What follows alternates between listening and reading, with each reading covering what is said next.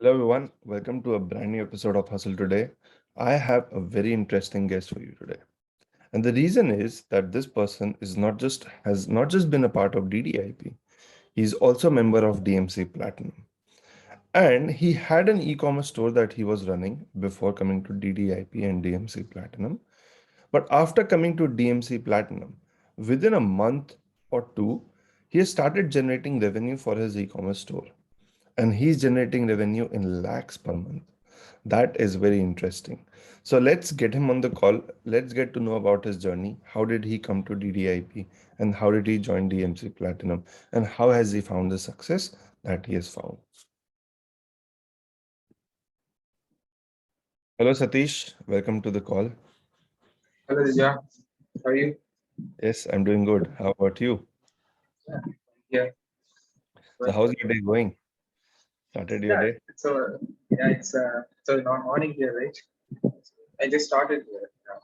First call and then I'm going on. What does your day as a e-commerce store owner look like? It's not anything like planned. It's like just what did he says. We have a plan, but it goes in some other way. But yeah, But we go. on an Hmm. average, like what kind of operations does it involve? And what does your day look like anyway? So actually, I'm the only one working in my e-commerce store. So in the morning, I usually look at what customers are saying about us in the review section in our WhatsApp, email. I check everything, and if there are returns or if there are exchanges like t-shirts, right? So there will be something like size exchanges and all. So first, every morning I will look after the customers, and then I will go to analytics section and then ad section. So this is how it goes. First, customers. That is very true, and that is very important for any business. So the fact that you actively put time for it and you research the customers and you listen to their needs and their questions and queries, that is very interesting. How did you think of starting an e-commerce? Was it with you all along, or did you see anything or watch somebody or get to know about somebody's story that you Hmm. decided to start an e-commerce? So you are asking about. I'm not getting it properly. Come again. What motivated you to start an e-commerce store in the first place? Uh, that's like first I started B2B business. It's a normal business. I did SEO for it, and after a year, I felt some kind of stagnant in my growth, personal growth. So I was like, okay, now we are doing SEO for B2B business, and let's see how an e-commerce store looks like. So that's the starting point of why I started this D2C business. And I'm if I have not started this business, I wouldn't have learned Google Ads, email marketing, social media marketing, nothing. Right. So I wanted to learn things from marketing. So why I started this business because I'm the only one actively working in this business, right? So I'm not depending on anybody else to do their work. Only then I can. No, it's Okay. not like that. It's a Yeah. one-man show. Hmm? It's a one-man show. Yeah. It's not Wow. one man show, but there are manufacturers out there. But I will give everything to them, and they will make the products within time. Yeah, but But your business, it's a one-man show technically, mm, right? kind of. Wow. And you started generating revenue in lakhs per month. That is so I, cool. Most people only dream about it. So, uh, how did you come to DDIP with all of this? Were you already doing drop shipping, your e-commerce store before no, you joined DDIP? Or it no, happened no, after? no. After DMC, not even DDIP. After I joined DMC, I started this e-commerce. Okay. The date I started joined DMC, within 15 days I started this e-commerce business. Okay. So happened parallelly. Yeah. Okay. I was under the impression that you already were running an e-commerce store. No, no. That is so cool. So, can you tell me about your experience with DDIP? Like, what did you benefit from it? What was like something great about it? Like, what did you like? Hmm. Uh, DDIP particular like I just wanted to is it not I wanted to join some group, some marketing group, not DDIP or anything else. So I applied for a college and for my degrees and all, and then accidentally I came across his ads. Not accidentally, he targeted me. and I fell into his funnel, and then I joined the DDIP. So I was like, okay, uh, I think it's 15,000, and then the cashbacks will be there. No problem. I will put money, even if I don't get any value out of it. No problem. I just tried it. So that's the mindset when I joined the DDIP. And then one problem, I said no. I was doing SEO for my B2B website for almost 2 years. And while doing so, actually, I was learning from the blogs and YouTube videos and all. But there was no one to say, like whatever I'm saying is right or not. I don't know. I'm doing it. I'm getting some results, but is it the proper way to do it? I don't know.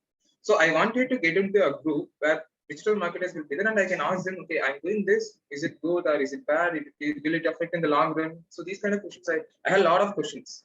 And then when I joined DDAP, he showed everything like his funnel, right? Everything is his numbers, his funnel, his ad budget, everything. So I was like, okay, he's also doing the same kind of things, right? So and that's when I got a lot of confidence. I started working closely after that in the SEO as well. And within 3 to 4 months, I joined DMC because one thing that DD always says: bring 10x value to your customers. I felt that in DDIP. So I joined DMC. So if I can pay some 3,000 rupees, so that after the cashback, that's the amount that I pay. So if I pay 3,000 rupees, he gives me more than 10x value. So if I pay XXXX amount, he'll definitely going to pay 10x amount, right? So that's the mindset when I joined DMC. And after that, the e-commerce happened. And now I'm building my agency. I'm into creating my agency, the business. It's so interesting. So interesting. Let's talk about your e-commerce store. What Mm. is your e-commerce store about? It's a t-shirt business, t-shirt brand. It's a D2C t-shirt brand, and everything in our store will be t-shirts. So that's why we named it Fully Tees. FULLY Tees. Okay. So all of them are premium quality tees, and the price will be starting from now. It's 700. Planning to increase because we need much more cash flow. So Okay. yeah, So you manufacture it or you have manufacturers? I think you mentioned that you have yeah, manufacturers. yeah. Manufacture D2C. Okay, got it. Got it. So how are you looking at um, finding new customers? What methods do you use for your e-commerce store? That question, I'm not an expert at it, because I'm just 3 months. I think we have crossed just 100 days, and I prefer A/B testing and creating a number of campaigns and attributes, and then filtering out A/B testing.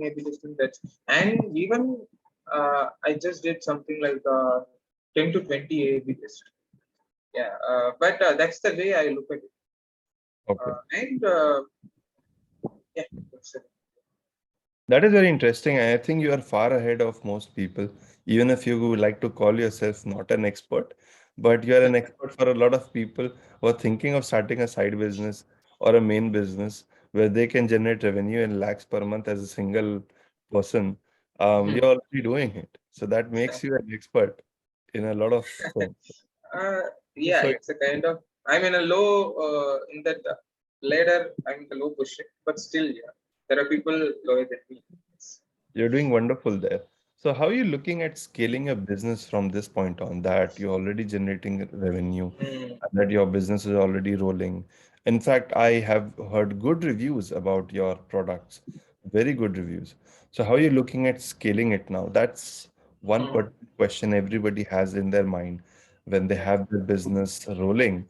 Then the question comes in, okay, now how am I going to scale? What what is your take on it? Um, my plan is like I'm not going to look at scaling for the next 45 to 60 days. So that's my plan. I'm going to the scaling is the number of orders per day is okay for me. Like, so if I scale it now, as I said, the brand is just 100 days old, and if I scale it now, there may be a lot of problems that is out of my scope, right?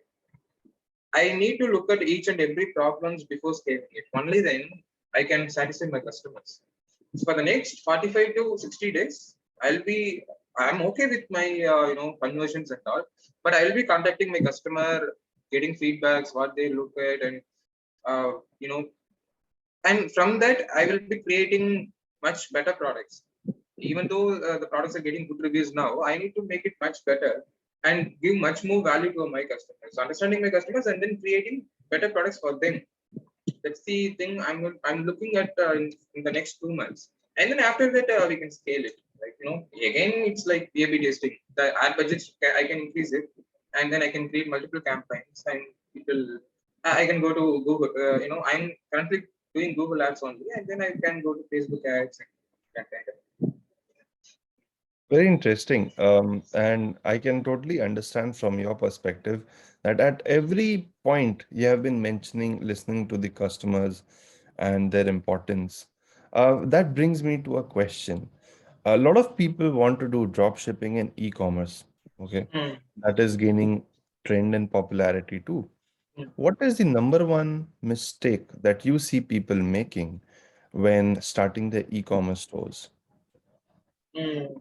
So generally, when we speak about e-commerce store, one is we also have B2B business, right? It's a manufacturing business. Other brands are coming to our business and they manufacture here.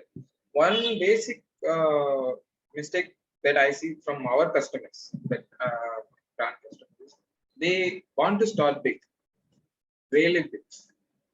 5,000 pieces in the first initial launch, 2,000 pieces in the first launch. I started with something like 300 to 400 pieces. Even though, I have my own manufacturing factory, I started with 300 to 400 products.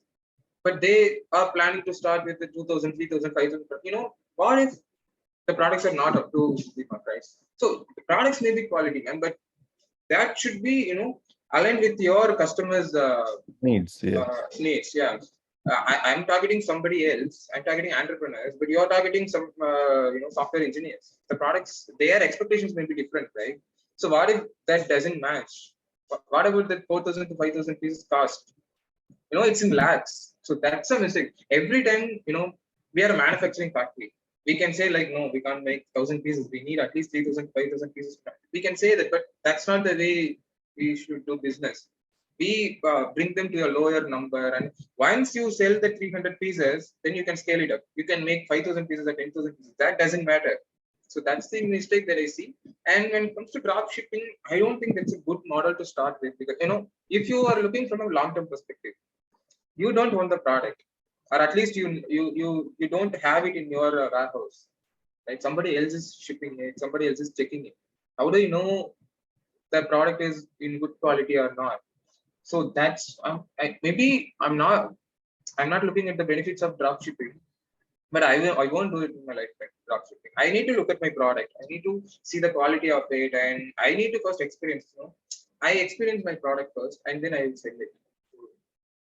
That's That is a very valid point, and I 100% agree with you. But this also brings a point that there are a lot of people who do not have that privilege of having a manufacturing business in any form. In that case, how do you see that somebody can go about it, e-commerce? it. you know you go to some other manufacturer, pay him, make it, and you take it to your warehouse, or you keep it in your house. And when you get an order, you open the cover, you check the product, you iron it, and then send it. Simple as that. What Okay. you keep the product with yourself, and once you get the order, you look at each and every part of your product. For me, it's t-shirt. I look at each and every corner of my product. Even if I don't do it, my employee will do it. My friend will do it. Right? So you don't have to have a manufacturing. Yet not everybody has a privilege, right? But you can keep it in your heart, at least in your house. If you have 3 rent a house and keep it there. Yeah. I understand. And again, as I said, it's a very valid point. And if I were to do it, I would be following just what you said. But will that not raise the cost of operations for somebody? Because you need somebody who will look at it, or you will have to invest your time looking at each product. Mm, Let's say you have a drop shipping business where you're choosing a manufacturer or supplier, you get the products from him. Let's say you get a sample, you test the products, and every frequently, like now and then, you can get it done. So the supplier himself will be supplying all the goods to your customers, and every now and then you are getting sampling done. What is your opinion on that? You know, see, this is my business.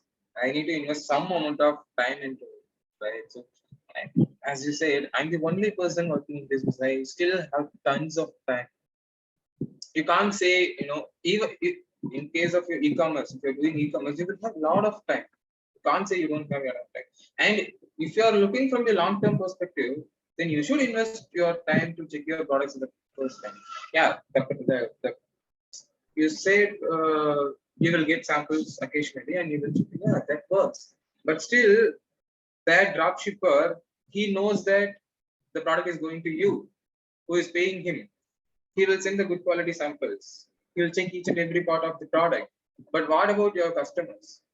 He will not check it as same as he does for you, Very true. right? Yeah. But also, even if he do a good work in checking the products, for me personally, I want to feel it every time I send the product. That gives me a good vibe in me, right? If I get at least 5 orders a day or 1 order a day, if I touch the product and send it, pack it and give it to the courier person, that gives me a good vibe that yeah, I'm doing some good work. At least from a personal level, that motivates me to do more. I That's a can, that yeah. If you get 10 orders or 15 orders in Shopify and you don't own the product, you don't feel it. That's just a number, man. You get the money in your bank account. You share the details to your dropshipper. Everything is in numbers. You don't feel anything. You're just sitting and doing some marketing work. I don't think that's a e-commerce business. You are doing just marketing for them. very true. That is a very interesting perspective. And listening to you, you reminded me of Derek Savers. Check that out. He has a book called Anything You Want. It's a very thin book, and Mm, he is totally into his business. And mm, his, like the way he did his business, cdbaby.com back in the day, and how you are doing your business, I can relate to it. When I ran my fitness studio, this is something that I had in mind, is I want to mm. be the process of each step of the Yeah. business. And that is in a way what Elon Musk also does. He's involved with every step. Now, the commonality with which what I see between all of these people and you, I kind of relate to it. I understand where you're coming from. I understand what you're trying to do. I understand that you're wanting to be part of every step of the business. And it's not a business to you, it's kind of a journey, like a Yeah. connection that you want to form with your customers. That is a very fresh perspective that I got about e commerce. Never heard about it from anybody. That is very interesting. This forces me to ask you, who are your inspirations when it comes to e-commerce? I would say a name. See, that's a very different answer. He's not a businessman. As I showed in last call, his Sunday career from Tamil Nadu. He's a kind of politician, a philosopher. Uh, he's also known as the Socrates of South Asia, Southern Asia. He's my motivation. Like what motivates me from him is no matter what kind of struggles you go through, people may laugh at you, people may push you down, everything will happen. But if you have something in your mind, keep on doing it, keep on saying it. That's what he did until 94 years. Okay. He's my inspiration. He's not an entrepreneur, but yeah, he, I don't know what to say about him. Oh, that is very interesting. I mean, I'll look him up. I'll also look into what he says and how it inspired you, because it's very rare to think the way you do about e-commerce business. I myself have not been into e-commerce, but listening to you, it inspires me to at least have a look at e-commerce. That is very interesting. What is your take on affiliate for somebody who is very new into marketing, choosing affiliate marketing versus drop shipping or say e-commerce? I mean, I understand you made your drop shipping, but let's say drop shipping and e-commerce is on one side and there's affiliate marketing on one side. For an absolute beginner, what would you recommend, or what's your take on them? So you're an affiliate marketer, right? You have plans of becoming an affiliate marketer. So I see. As I said before, uh, you know, for me personally, it's not about affiliate marketing versus e-commerce or versus dropshipping. If you can see me, this is only good. I have a plan.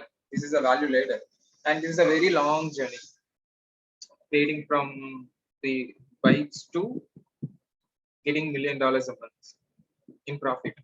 So that's a very long process. And within that, in the second ladder, I have this e-commerce store. Okay. So that's why I'm doing this t-shirt, brand, e-commerce, and everything. It's for me. It's not about affiliate versus e-commerce. For me, I have a journey. I have a vision, and within that, this e-commerce is a part of it. So that's why I'm doing it. And you should not compare something with another. Just because I'm doing e-commerce, it doesn't mean e-commerce is the best. For you, it's affiliate. For somebody else, it's drop shipping. For me, if you ask about drop shipping, you feel the product and you send it. That's my recommendation. That's it. It's not that's bad or something. From the perspective of a beginner, let's say I am a very beginner and I'm confused between e-commerce and affiliate marketing because in e-commerce, I think I'll have to do a lot of interaction with people. I'll have to do a lot of, product handling, product management, a lot of communication with the supplier and with the customers. But in affiliate marketing, it's not so much. So Hmm. that's something that attracts me as a beginner to it versus that. What would you say to that? Hmm. I won't comment on affiliate marketing, but e-commerce it's not that difficult. It's easy, very easy. If you can do work, proper work today, you know that, right? We have crossed 1 lakh rupees in 20 days within 100 days. That's the point. And then the sales, kind of dropped a little bit. Yesterday, I just got only one order, and today morning at 2 o'clock, I can't sleep. I went to the top floor and I looked at the sky and I was thinking, why is it happening? But I made no big changes in my website, but still the drop. So I couldn't sleep for another 2 to 2.5 hours. So if you can do that, like thinking about your business all the time, e-commerce is very easy and very powerful for me. Okay, you can make millions of rupees. And with affiliate marketing, you don't want the product and also you don't want the pricing. That's my mindset, and that may be wrong. That could be wrong. But if you can want the product, you can keep the pricing. Now my product pricing is 1,000 rupees, and in the next 1 month, I can increase it to 1,500 and give additional value to my customers. But in affiliate, I don't think that is possible. But everything is in your control, right? So even in e-commerce, you should not think about Amazon just because it's an e-commerce. You should own your website. You should own all the data. Amazon doesn't give you every data, right? So if you have every data about your customer, what they do, where are they, and what are their interests, what are their pain points, everything, you can make millions and who So knows, interesting. billions. So glad talking to you and getting to know your perspective, Satish. Hmm. You brought a fresh air of, perspectives into e-commerce. And as a beginner, it really inspires me to look at the business the way you do. And I hope that you generate more and more lakhs from a business in the times to come. And I get to interview you once again in the coming months. Thank you so much for taking time out. Thank you. All the best. Thank you. Thank you.